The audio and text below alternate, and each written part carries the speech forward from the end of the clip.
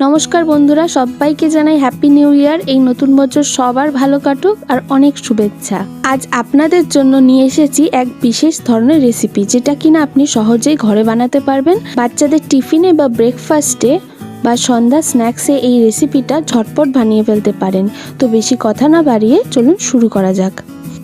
প্রথমে একটা মিক্সিং বোলে 10 থেকে 15 কোয়া রসুন কুচি করে দিয়ে দেব। এর সাথে দিয়ে দেব 2 চামচ ধনেপাতা কুচি,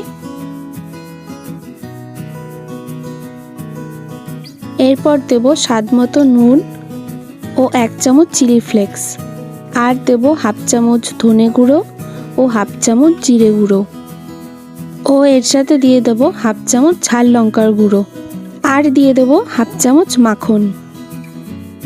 এরপর আমি এখানে একটা চিজ কিউব ভালো করে গ্রেটারের সাহায্যে গ্রেট করে দিয়ে দেব। এইখানে আমি 25